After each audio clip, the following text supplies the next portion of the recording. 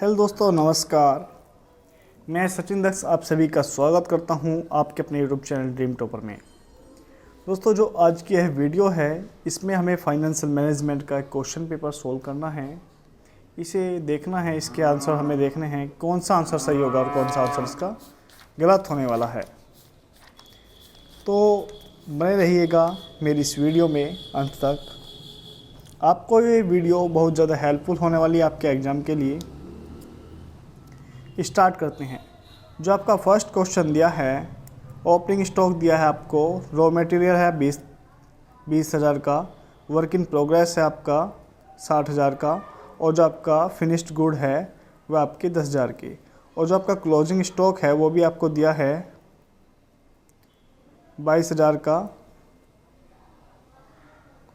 हाँ 22,000 का, और जो आपका वर्क इन प्रोग्रेस है 61,000 का, और जो आपका क्या है निर्मित माल यानी इसे आप बोलेंगे finished good 17,000, purchase of raw material है 70,000 का, वेजेस आपकी 30,000 है।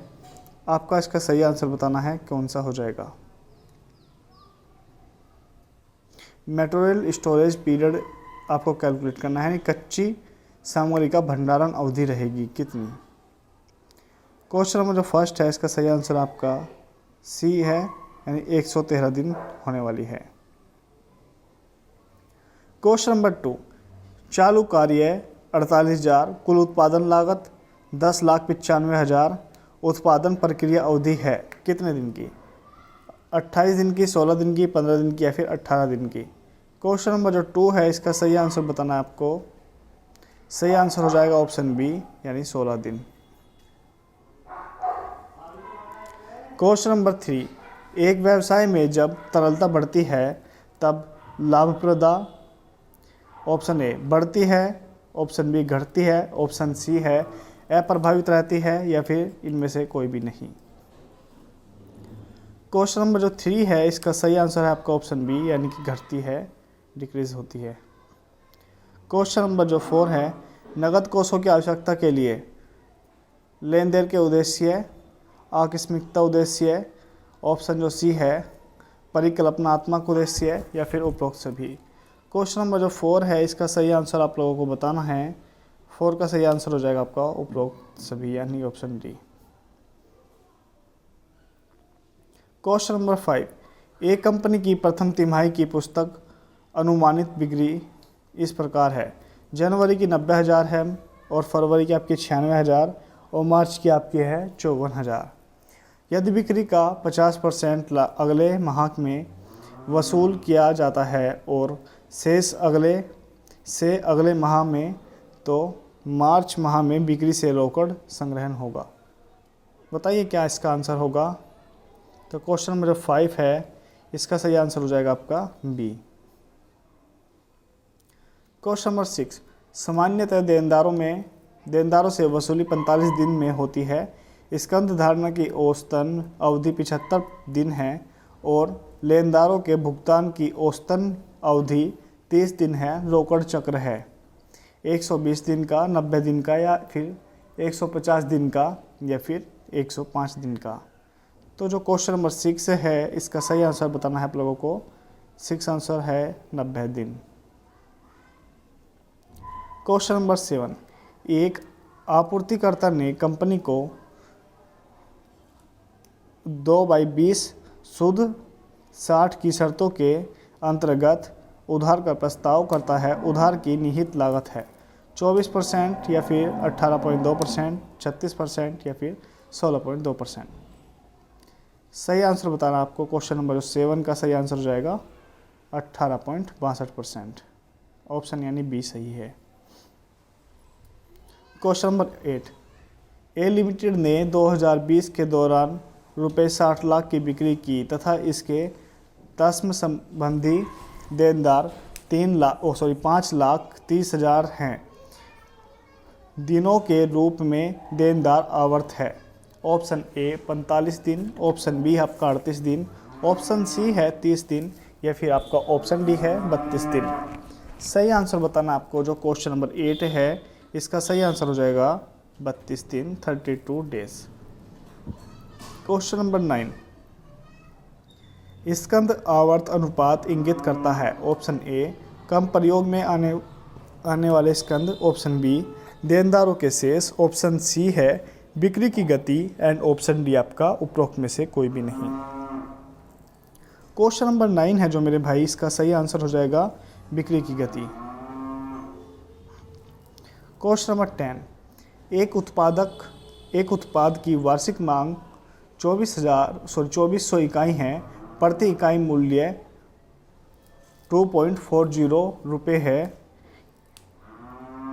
आदेश लागत रुपये 4 प्रति आदेश है, भंडारण लागत 2% प्रति वर्ष और ब्याज की दर, जो ब्याज दर है वो आपकी 10% प्रति वर्ष है, मितव्यय आदेश मात्रा है। क्वेश्चन नंबर 10 है, इसका सही आंसर है सी। क्वेश्चन नंबर 11 देखते हैं। वित्तीय प्रबंध की आधुनिक विचारधारा की विशेषता है?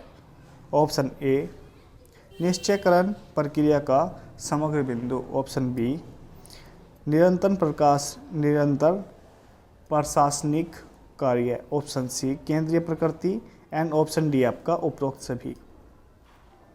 जो क्वेश्चन नंबर 11 है, इसका सही आंसर आपका उपरोक्त सभी है, all of the above. Question number 12, व्यवसाय की भाषा में लाभ का अर्थ है?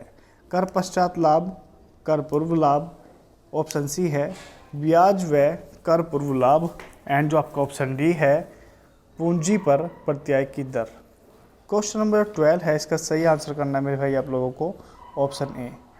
मेरे भाई देखो, मैं आपको ना एक छोटी सी बात बता देना चाहता हूँ, समझा देना चाहता हूँ, आप भी इसे समझने की कोशिश कीजिएगा।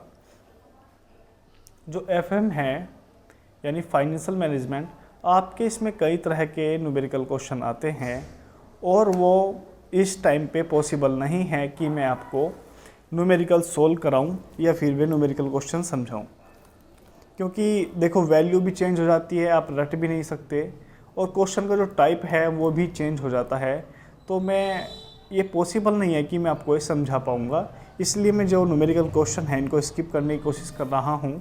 लेकिन आप जानते हैं इंफॉर्मेशन टेक्नोलॉजी था, इसमें मैंने आपको लगभग बहुत सारे न्यूमेरिकल क्वेश्चन समझाए थे, क्योंकि वहाँ पे पॉसिबल था, वहाँ पे बस एक कॉन्सेप्ट था, वो आपको कॉन्सेप्ट सिखाना था और जितना भी खेल था वो सारा आपको समझ में आ गया था।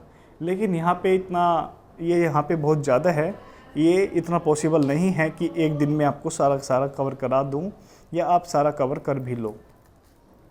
इसलिए मेरे भाई आप ज़्यादातर जो आपका फोकस है वो थ्योरी पे दीजिए, आपका कल एग्ज़ाम है, यही बस मैं आपको बताने की कोशिश कर रहा हूँ, तो आप भी थोड़ा सा समझेंगे, है ना, इस बात को। बस थोड़ा सा थ्योरी पे ज़्यादा फोकस कीजिए, क्वेश्चन अच्छे से लर्न कीजिए, तो यकीन मानिए आपका जो पेपर है आपका अच्छा पेपर जाएगा। एंड जो इसके बाद पेपर होगा, कौन सा होगा इसके बाद, प्रिंसिपल ऑफ शायद मार्केटिंग का पेपर है, उसमें हम थोड़ा सा अच्छे से प्रिपरेशन करेंगे, तो उससे क्या होगा ना, आपके जो नंबर है ग्रुपिंग के नंबर वे अच्छे हो जाएंगे।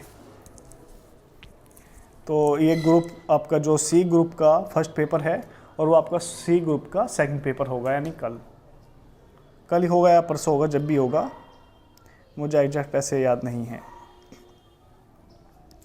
क्वेश्चन नंबर 13 की बात करते हैं। एक कंपनी के संचालक मंडल के सदस्य निम्न के प्रति उत्तरदायी होते हैं? ऑप्शन ए अध्यक्ष एवं प्रबंध संचालक, ऑप्शन बी वित्तीय प्रबंधक, ऑप्शन सी है आपका अंशधारी एंड जो आपका ऑप्शन डी है वो है आपका उपरोक्त में से कोई भी नहीं। क्वेश्चन नंबर जो 13 है, इसका सही आंसर है ऑप्शन सी अंशधारी, शेयर होल्डर इसका सही आंसर हो जाएगा। आप क्वेश्चनों को अच्छे से याद कीजिए, समझिए, तो आपके थ्योरिकल जो क्वेश्चन हैं वही आपके बहुत सारे बैठ जाएंगे ना। क्वेश्चन नंबर 14, वित्तीय नियोजन का उद्देश्य है? बताइए क्या आंसर करेंगे आप लोग। ऑप्शन ए व्यवसाय के लिए पर्याप्त मात्रा में कोष उपलब्ध कराना, ऑप्शन बी पूंजी लागत में न्यूनतम रखना, ऑप्शन सी पूंजी ढांचे में सरलता लाना एंड ऑप्शन डी आपका उपरोक्त सभी। तो जो क्वेश्चन नंबर आपका 14 है, इसका सही आंसर हो जाएगा मेरे भाई आपका ऑप्शन डी। क्वेश्चन नंबर 15, वित्तीय नियोजन प्रभावित होता है? ऑप्शन ए व्यवसाय की प्रकृति से, ऑप्शन बी जोखिम की मात्रा से, ऑप्शन आपका जो सी है संस्था की साख से, एंड ऑप्शन डी आपका उपरोक्त सभी। क्वेश्चन नंबर जो 15 है इसका सही आंसर बताना है आपको, ऑप्शन डी इसका सही आंसर हो जाएगा। क्वेश्चन नंबर 16, वित्तीय प्रबंध वित्तीय निर्णय लेने का वह क्षेत्र है जो व्यक्तिगत उद्देश्यों के उपक्रम के लक्ष्यों में एकरूपता स्थापित करता है। यह कथन किसका है? बताइए यह कथन किसने दिया है? ये कथन दिया है मेरे भाई आपका वेस्टर्न एम बिघर्न ने। ये क्वेश्चन हमने पिछले जो वीडियो था उसमें भी हमने पढ़ा था। क्वेश्चन रिपीटेड है, अब की बार भी आ सकता है, याद कीजिएगा अच्छे से। क्वेश्चन नंबर 17, वित्तीय प्रबंध का आशय वित्तीय क्रियाओं पर नियोजन एवं नियंत्रण की क्रिया को लागू करने से होता है। यह कथन किसका है? सही आंसर बताना आपको। क्वेश्चन नंबर 17 है, इसका आंसर है हार्वर्ड एवं अपटन। क्वेश्चन नंबर 18, वित्तीय प्रबंध के मुख्य कार्य हैं वित्तीय नियोजन, वित्तीय प्राप्त करना, शुद्ध लाभ निविधान। जो ऑप्शन डी है उपरोक्त सभी है। क्वेश्चन नंबर 18 का सही आंसर है ऑप्शन डी। नेक्स्ट क्वेश्चन देखते हैं, तत्व जो वित्तीय योजना को प्रभावित करते हैं। बताइए क्या आंसर होगा क्वेश्चन नंबर 19 का।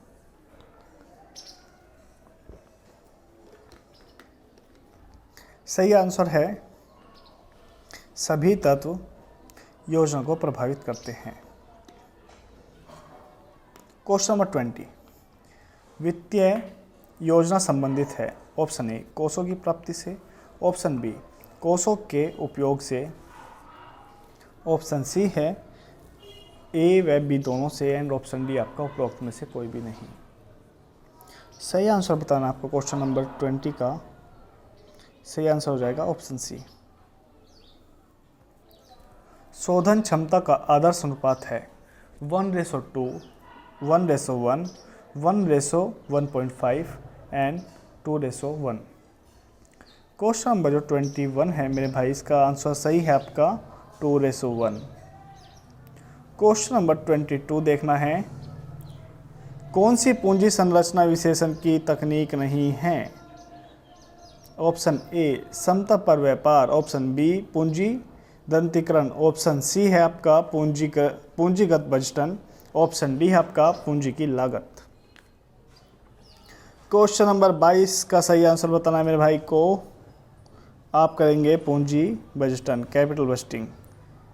शायद क्वेश्चन रिपीटेड हुआ है ये भी। क्वेश्चन नंबर 23, कौन सा पूंजी संरचना नियोजन का सिद्धांत नहीं है?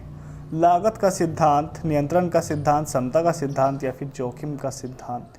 क्वेश्चन नंबर जो 23 है इसका सही आंसर हो जाएगा समता का सिद्धांत। क्वेश्चन नंबर 24, पूंजी संरचना का शुद्ध परिचालन आय सिद्धांत इस मान्यता पर आधारित है कि ऑप्शन ए पूंजी की कुल लागत स्थिर है, ऑप्शन बी पूंजी की लागत स्थिर है, ऑप्शन सी निवेशक कुल फर्म को देखते हैं, एंड ऑप्शन डी आपका उपरोक्त सभी। क्वेश्चन नंबर 24 है, इसका सही आंसर है मेरे भाई उपरोक्त सभी। एक कंपनी में 4 लाख के 5 ऋण पत्र हैं, 2 लाख के 8 पूर्वाधिकारी अंश हैं तथा समता अंशों की संख्या 6000 है। कर दर 40% है। ब्याज और कर घटाने से पूर्व आय 140% है। प्रति अंश आय होगी। क्वेश्चन नंबर 25 का सही आंसर बताना है आप लोगों को। सही आंसर हो जाएगा ऑप्शन ए, बी, सी या फिर डी। क्वेश्चन नंबर जो 25 है इसका सही आंसर है मेरे भाई 9.33। क्वेश्चन नंबर 26, एक कंपनी की वार्षिक ब्याज और कर से पूर्व आय 10 लाख है ना, हाँ 10 लाख, इसके पास 40 लाख के 10% ऋण पत्र हैं। कुल पूंजीकरण की दर 12.5% है। कंपनी की क्षमता पूंजीकरण दरें हैं 10%, 11% या फिर 11.36%, उपरोक्त में से कोई भी नहीं। क्वेश्चन नंबर जो आपका 26 है, इसका सही आंसर है none of this. Question number 27, Alankarta limited का शुद्ध परिचालन लाभ 2 लाख है। कंपनी के पास 4 लाख के 5 ऋण पत्र अदत्त हैं। संपत्ति की लागत 11% है। कंपनी के पूंजी की औसत लागत है 10%, 9.8% या फिर 11%, उपरोक्त में से कोई भी नहीं। क्वेश्चन नंबर जो 27 है, इसका आंसर करना आपको 9.8%। क्वेश्चन नंबर 28, एक फर्म की कर पूर्व आय 12 लाख है। इसके पास 30 लाख के 6 ऋण पत्र हैं। फर्म की क्षमता पूंजीकरण दर 10% है और निर्गमित की दर 50% है एवं दृष्टिकोण से फर्म का बाजार मूल्य होगा। क्वेश्चन नंबर जो 28 है, इसका सही आंसर है ऑप्शन डी।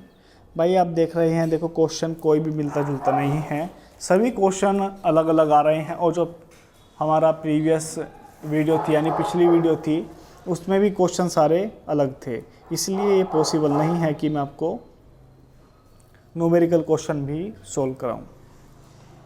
क्वेश्चन नंबर 29, क्योंकि देखो समय का अभाव है, हमारे पास समय बहुत ज़्यादा कम है, समय बहुत ज़्यादा लिमिटेड है, इसलिए हमें जल्दी से कवर करना है, अपनी प्रिपरेशन करनी है। तो हम क्या करेंगे, अपना थ्योरी पर ही फोकस करेंगे। क्वेश्चन नंबर 29 भी है, जिसको सोल्व करना है भैया करिए। इसका सही जो आंसर है 29 का ऑप्शन सी होने वाला है। स्क्रीनशॉट ले लीजिए, यहाँ कहीं अपना सोल्व कर लीजिए, ठीक है। क्वेश्चन नंबर जो 30 है, 30 का क्या आंसर हो जाएगा, 30 का आंसर हो जाएगा आपका बी, ऑप्शन बी लगा देंगे, ठीक है। एंड जो क्वेश्चन नंबर 31 है, क्योंकि अगर मैं इसे पढ़ के भी बताऊँ तो फिर भी कोई फ़ायदा नहीं, मैं सोल्व तो फिर भी नहीं करा रहा हूँ, है ना, इसलिए मैं इसका डायरेक्ट ही आंसर बता दे रहा हूँ आपको। क्योंकि जिस भाई बहन को करना हो आप अपना कर लीजिए अगर आपको आता है, और जिसे नहीं आता उसे फिर भी नहीं आने वाला, इसलिए अच्छा आप थ्योरी पे फोकस कीजिए। क्वेश्चन नंबर जो 31 है, इसका आपका सही आंसर ऑप्शन ए है 10 लाख। क्वेश्चन नंबर 32, जब समता अंश पूंजी पर अर्जन दर सामान्य प्रत्याय दर से कम होती है तो इसे कहा जाता है। ऑप्शन ए धनात्मक समता पर व्यापार, ऑप्शन बी धनात्मक समता पर व्यापार, सॉरी ये ऋणात्मक समता पर व्यापार है ना। क्वेश्चन नंबर सी है शून्य समता पर व्यापार, या फिर इनमें से कोई भी नहीं। तो क्वेश्चन नंबर जो 32 है, इसका सही आंसर आपका नेगेटिव ट्रेडिंग ऑन इक्विटी, यानी ऋणात्मक समता पर आधार व्यापार। क्वेश्चन नंबर आपका जो 33 है, परिचालन लीवरेज की सीमा के आकार पर परिचालन लाभ पर निम्न के प्रभाव को नापा जा सकता है। क्वेश्चन नंबर जो 33 है, इसका सही आंसर है मेरे भाई ऑप्शन ए। क्वेश्चन नंबर 34, ऊंचा परिचालन लीवरेज बढ़ा चढ़ा देता है। क्या बढ़ा चढ़ा देगा, लाभ को, हानि को, या फिर विक्रय की अच्छी दशा में लाभ की संभावना को, या फिर उपरोक्त सभी को बढ़ा चढ़ा देगा। क्वेश्चन नंबर 34, तो ये मेरे भाई ये सभी को बढ़ा चढ़ा देगा। ऊंचा परिचालन लीवरेज सभी को बढ़ा चढ़ा देगा। क्वेश्चन नंबर 35,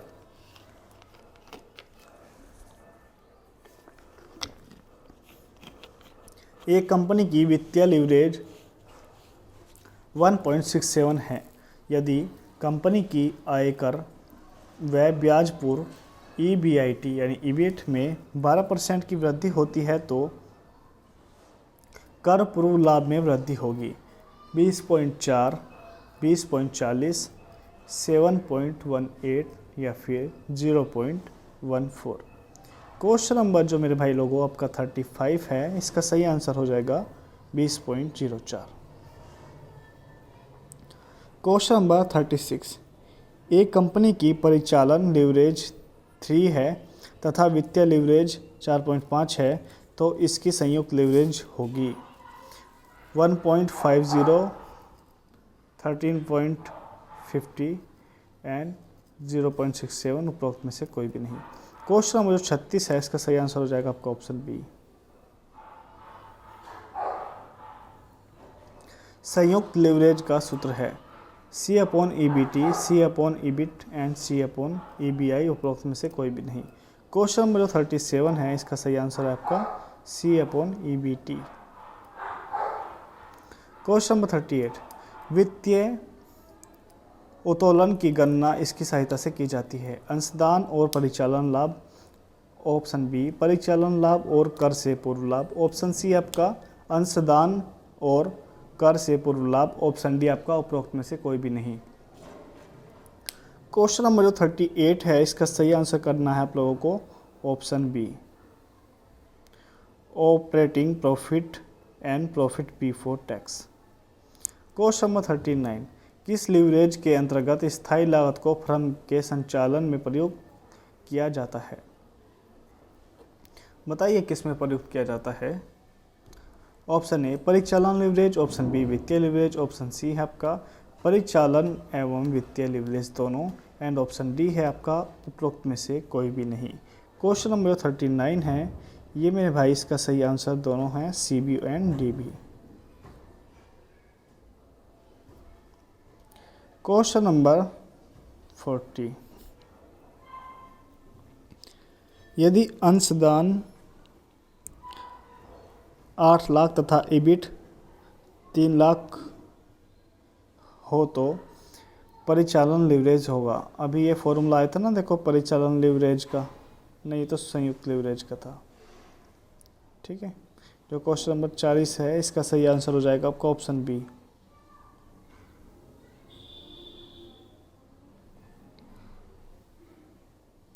क्वेश्चन नंबर 41, यदि परिचालक उत्तोलक 3 है और 10% की बिक्री बढ़ जाने से EBIT में कितना परसेंट वृद्धि परिवर्तन आएगा? क्वेश्चन नंबर 41 का सही आंसर करना है आप लोगों को ऑप्शन बी 30%।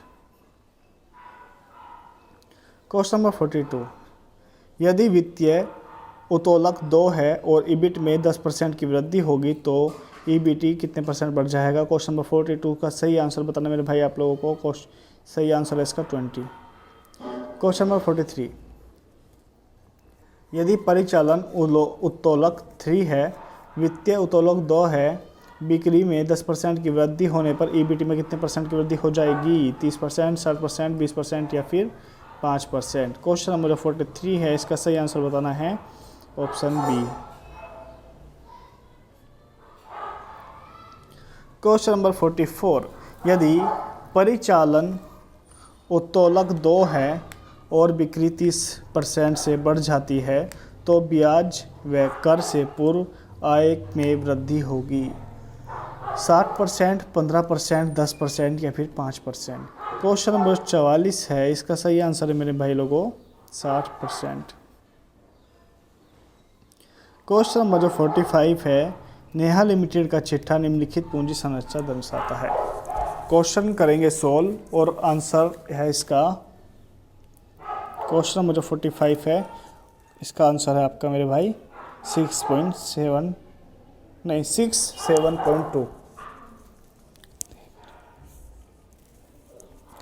क्वेश्चन नंबर 46, यदि परिचालन उत्तोलक 2 है और फर्म ने EBIT को 2 गुना करना चाहती है तो बिक्री में कितने परसेंट की वृद्धि आवश्यक होगी? क्वेश्चन नंबर जो 46 है इसका सही आंसर है ऑप्शन बी। क्वेश्चन नंबर 47, बिक्री पर परिवर्तनशील लागत का प्रतिशत 63 ब्याज ₹200, परिचालन उत्तोलन 5% तथा वित्तीय उत्तोलन 3% है। विक्रय की राशि होगी 6,000, 4500, 3,000 या फिर 5,000। क्वेश्चन नंबर 47 है इसका आपको ऑप्शन करना है बी, सही आंसर है। क्वेश्चन नंबर 48, अंशदान 1 लाख, स्थिर लागत 20,000, ब्याज 20,000 और जो आपके कर दर 50%। वित्तीय उत्तोलन होगा, कितना होगा?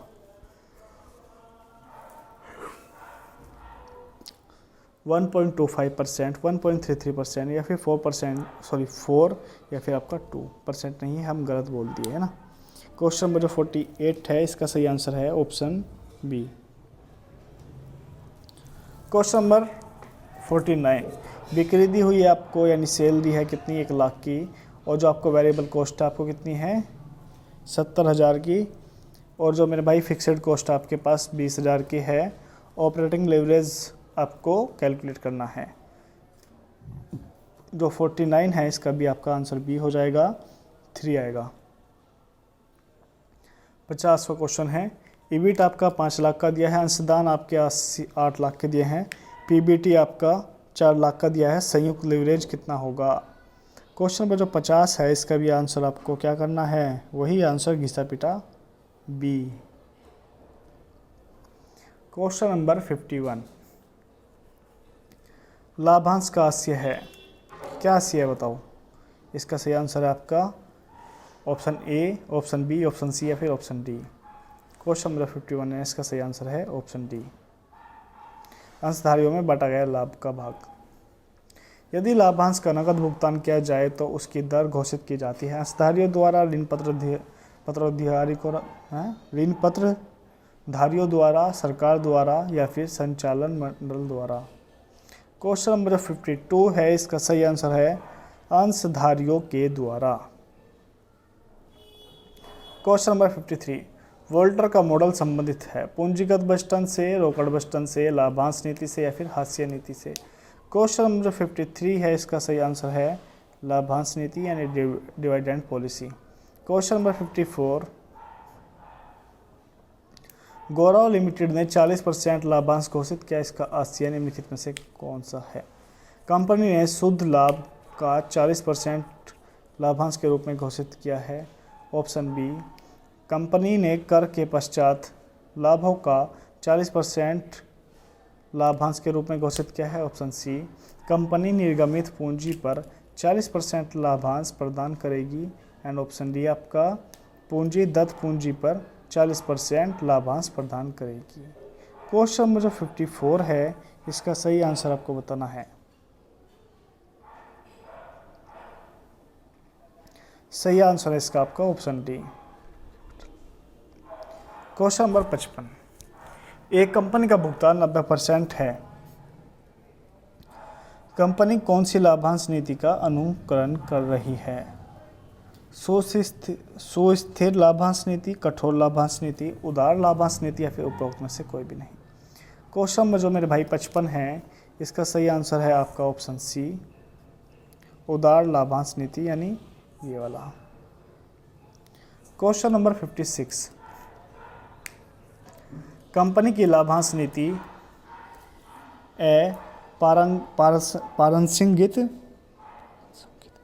पारंसंगित है, यह अंशधारियों की संप्रदा को प्रभावित नहीं करती, यह मान्यता पर किसका सिद्धांत आधारित है? ऑप्शन ए वाल्टर का, ऑप्शन बी है आपका मोदी, गिलियानी और मिलर का, ऑप्शन सी है Solomon Ijra, and option D है आपका गार्डन का। क्वेश्चन नंबर 56 है, इसका सही आंसर आपका मोदी, गिलियानी और मिलर। क्वेश्चन नंबर 57, गार्डन के लाभांश सूत्र में 1B का अर्थ है प्रति अंश लाभांश भुगतान अनुपात, ऑप्शन सी प्रति अंश आय, एंड ऑप्शन डी आपका उपरोक्त में से कोई भी नहीं। क्वेश्चन नंबर भाई जो 57 है इसका आपका सही आंसर है ऑप्शन बी।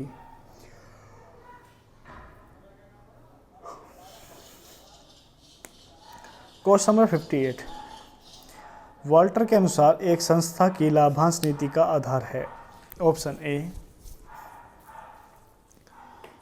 आंतरिक प्रत्याय दर, ऑप्शन बी पूंजीकरण की बाजार दर, option B, option C A and B दोनों, एंड ऑप्शन डी आपका अंशों का बाजार मूल्य। क्वेश्चन नंबर 58 का सही आंसर है आपका ऑप्शन सी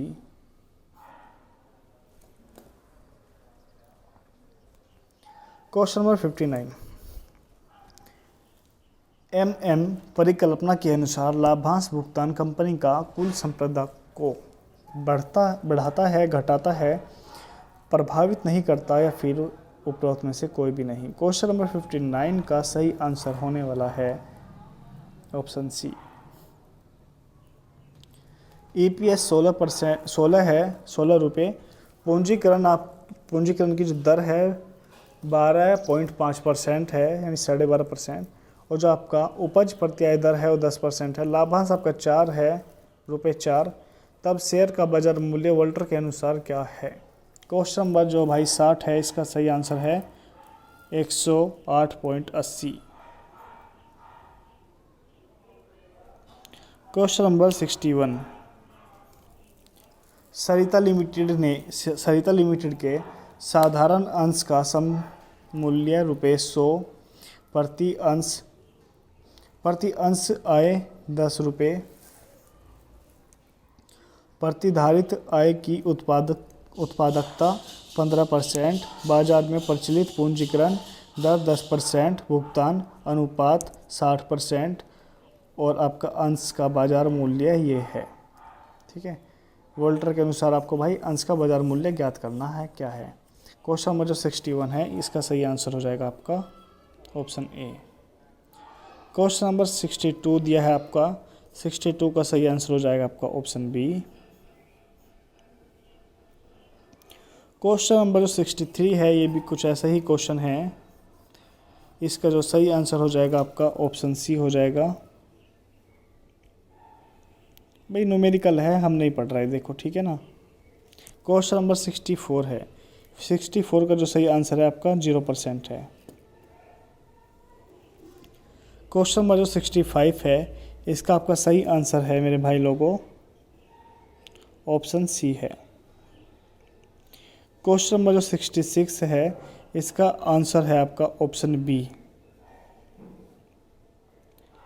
क्वेश्चन नंबर 67 है, इसका जो आंसर है आपका ऑप्शन सी है। क्वेश्चन नंबर 68 है, 68 का सही आंसर है आपका ऑप्शन सी। क्वेश्चन नंबर 69 है, इसका जो आपका सही आंसर है ऑप्शन बी है।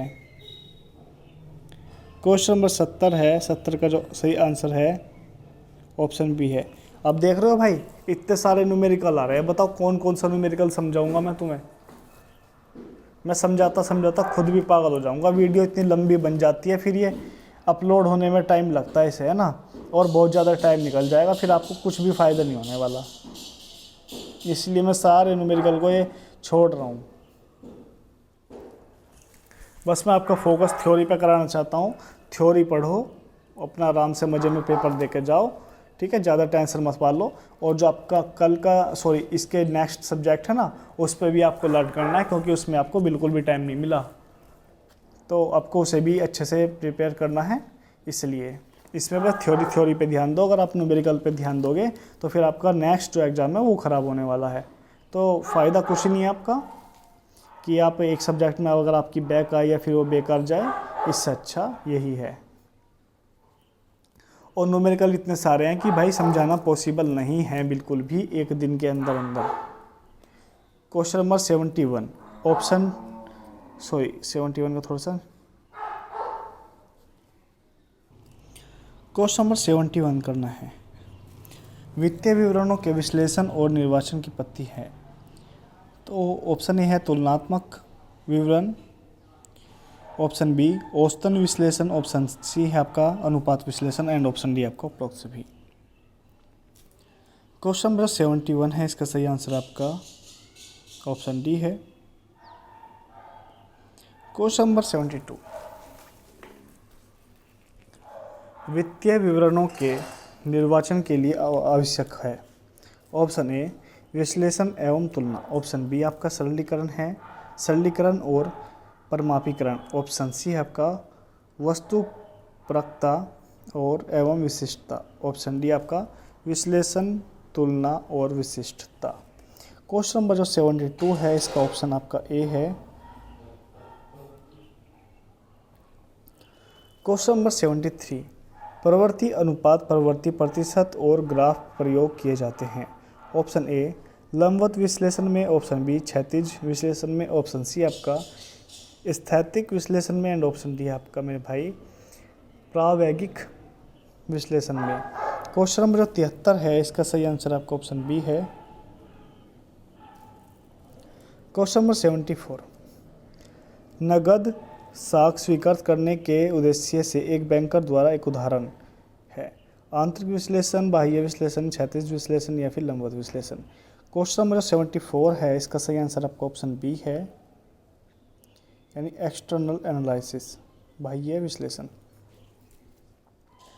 क्वेश्चन नंबर 75, तुरंत शोध क्षमता की जांच के लिए अनुपात है। ऑप्शन बी चालू अनुपात, ऑप्शन बी तरलता अनुपात, ऑप्शन जो सी है स्वामित्व अनुपात है एंड ऑप्शन डी आपका ऋण क्षमता अनुपात। क्वेश्चन नंबर 75 है, इसका सही आंसर आप लोगों को करना है ऑप्शन बी तरलता अनुपात। क्वेश्चन नंबर 76, देनदारों का संग्रहण चालू अनुपात बढ़ाता है। ऑप्शन बी चालू अनुपात घटाता है, ऑप्शन सी आपका चालू अनुपात पर कोई प्रभाव नहीं पड़ता एंड आपका ऑप्शन डी है देनदार आवर्त अनुपात को बढ़ाता है। क्वेश्चन नंबर मेरे भाई जो 76 है, इसका सही आंसर है मेरा ऑप्शन सी। क्वेश्चन नंबर 77, औसत भुगतान अवधि 2.4 माह है, अतः लेनदार आवर्त है 6 माह, 3 माह, 5 माह या फिर 7 माह। माह मतलब मंथ होता है। क्वेश्चन नंबर 77 का सही आंसर आपका 5 मंथ यानी 5 माह। क्वेश्चन नंबर 78 है, 78 का सही आंसर है ऑप्शन बी। 79 का ऑप्शन है सी। क्वेश्चन नंबर 80, आदर्श ऋण क्षमता अनुपात है 1:1, 2:1, 1:2 एंड 3:1। क्वेश्चन नंबर जो 80 है, इसका सही आंसर है मेरे भाई ऑप्शन बी यानी 2:1। क्वेश्चन नंबर 81, ऊंचा स्कंद आवर्त अनुपात होता है। ऑप्शन ए बुरा, ऑप्शन बी अच्छा, ऑप्शन सी आपका प्रतिकूल एंड ऑप्शन डी आपका उपरोक्त में से कोई भी नहीं। तो क्वेश्चन नंबर जो 81 है, इसका सही आंसर करना आपको अच्छा होता है। क्वेश्चन नंबर 82 का आंसर हो जाएगा आपका फर्स्ट एंड क्वेश्चन नंबर जो 83 है, इसका आंसर हो जाएगा आपका ऑप्शन बी। क्वेश्चन नंबर 84 का सही आंसर हो जाएगा आपका ऑप्शन बी। क्वेश्चन नंबर 85 का जो आपका सही आंसर है वो हो जाएगा आपका बी। क्वेश्चन नंबर जो 86 का भी सही आंसर हो जाएगा आपका ए। क्वेश्चन नंबर 87 का सही आंसर आपका डी। क्वेश्चन नंबर 88 का सही आंसर है आपका डी। क्वेश्चन नंबर 89 का 9 है। मेरे भाई लोगों सभी भाई ना दुआ करना है यार कि अब की बार जो आपका एग्ज़ाम आए ना वो उसमें ज़्यादा न्यूमेरिकल ना हो, वरना अब की बार तो भाई देखो बस कुछ नहीं कह सकते। अभी आप भगवान के भरोसे होंगे और जय माता दी करके टिक लगा पाएंगे या फिर अक्कड़ बक्कड़ करके टिक लगा पाएंगे आंसरों पे, जिन्हें नहीं आता हुआ है ना। तो बस यही कोशिश करना कि अब की बार ज़्यादा आपके क्या ना हो, न्यूमेरिकल ना हो, ये दुआ करना। हो सकता है किसी की दुआ कोई सुन ले। क्वेश्चन नंबर 89, अर्जित शुद्ध लाभ जमा गैर कार्यशील पूंजी व्यय बराबर है।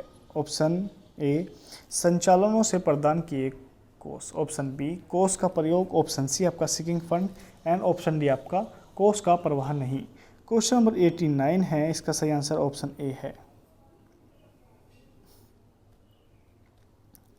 क्वेश्चन नंबर 90, विनियोग का विक्रय है। ऑप्शन ए कोषों का प्रयोग, ऑप्शन बी कोषों का स्रोत, ऑप्शन सी है कार्यशील पूंजी में कमी एंड ऑप्शन डी है कोषों के स्रोत और प्रयोग पर कोई प्रभाव नहीं।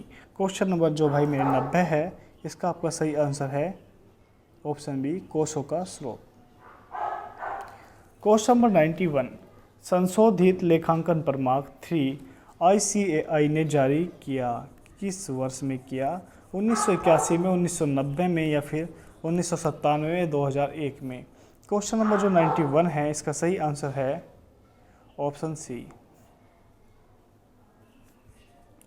क्वेश्चन नंबर 92, रोकड़ प्रवाह विवरण तैयार किया जाता है। ऑप्शन ए चिट्ठा से, ऑप्शन बी लाभ हानि खाता से, ऑप्शन सी अतिरिक्त सूचनाओं से एंड ऑप्शन बी है आपका उपरोक्त सभी से।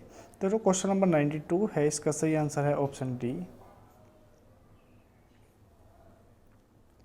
क्वेश्चन नंबर 93 का क्वेश्चन है संचालन में रोकड़ की गणना की जाती है। ऑप्शन ए विक्रय विधि द्वारा, ऑप्शन बी शुद्ध लाभ विधि द्वारा, ऑप्शन सी है आपका विक्रय एवं शुद्ध लाभ विधि दोनों द्वारा, ऑप्शन डी है आपका उपरोक्त में से कोई भी नहीं।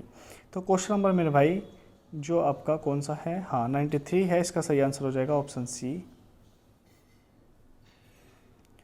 क्वेश्चन नंबर 94, पूर्वदत्त व्ययों की राशि में वृद्धि का परिणाम होता है। ऑप्शन ए रोकड़ में वृद्धि, ऑप्शन बी रोकड़ में कमी एंड ऑप्शन जो सी है रोकड़ में कोई परिवर्तन नहीं है, ऑप्शन डी है कह नहीं सकते। क्यों नहीं कह सकते? क्वेश्चन नंबर 94 का सही आंसर है मेरे भाई रोकड़ में कमी। क्वेश्चन नंबर 95 का जो सही आंसर है ऑप्शन बी होने वाला है। भाई मैं भी पक गया इनसे ना, बार बार इन्हें देख देख के। क्वेश्चन नंबर 96 का कौन सा है? ऑप्शन ए है। क्वेश्चन नंबर 97, कार्यशील पूंजी का आशय है। ऑप्शन ए चालू संपत्तियों का योग, ऑप्शन बी चालू संपत्तियों का चालू दायित्वों पर अधिक्य एंड ऑप्शन जो सी है संपत्तियों का वह भाग जो व्यवसाय संचालन में बदलता रहता है, ऑप्शन डी है उपरोक्त सभी। क्वेश्चन नंबर 97 का सही आंसर होने वाला मेरे भाई लोगों चालू संपत्तियों का चालू दायित्वों पर अधिक्य। क्वेश्चन नंबर 98, चालू संपत्तियों का चालू दायित्वों पर अधिक्य कहलाता है। ऑप्शन ए शुद्ध कार्यशील पूंजी, ऑप्शन बी है कार्यशील पूंजी एंड ऑप्शन सी है स्थायी कार्यशील पूंजी, ऑप्शन डी है आपका चालू कार्यशील पूंजी। तो क्वेश्चन नंबर जो 98 है इसका सही आंसर हो जाएगा आपको ए। क्वेश्चन नंबर 99, एक व्यावसायिक उपक्रम को रोकड़ को वापस रोकड़ में बदलने में लगने वाला समय कहा जाता है। ऑप्शन ए है रोकड़ परिवर्तन चक्र, ऑप्शन बी है परिचालन चक्र, ऑप्शन सी है व्यवसाय चक्र एंड ऑप्शन जो डी है कार्यशील पूंजी चक्र। तो क्वेश्चन नंबर जो 99 है इसका सही आंसर हो जाएगा आपका ऑप्शन बी। क्वेश्चन नंबर 100 का भी ऐसे करा दूँ यार, ऑप्शन बी है, ठीक है। और जो मेरे भाई इसकी आंसर शीट है, आंसर शीट आप यहाँ से फॉलो कर सकते हैं, आंसर शीट यहाँ पे है, ठीक है। आई होप ये वीडियो आपको अच्छी लगी होगी। और मेरे भाइयों मैं आपको फिर से बताना चाहता हूँ प्लीज़ आप न्यूमेरिकल पर ज़्यादा फोकस मत कीजिए। जिस भाई को या बहन को न्यूमेरिकल आते हैं वो कर सकता है, लेकिन जो आपका जो भी एवरेज स्टूडेंट है ना, वो इसे लीव कर सकता है न्यूमेरिकल क्वेश्चन को। और जो आपका सारा फोकस है आप थ्योरी पे कीजिए, क्योंकि भाई न्यूमेरिकल बहुत ज़्यादा है, नहीं सॉर्ट आउट कर पाओगे आप, बिल्कुल भी नहीं सोल्व कर पाओगे एंड समझ भी नहीं पाओगे। इसलिए सबसे अच्छा तरीका है आप थ्योरी पर फोकस करें। Thanks for watching this video and bye bye दोस्तों, फिर मिलते हैं एक नई और वीडियो में।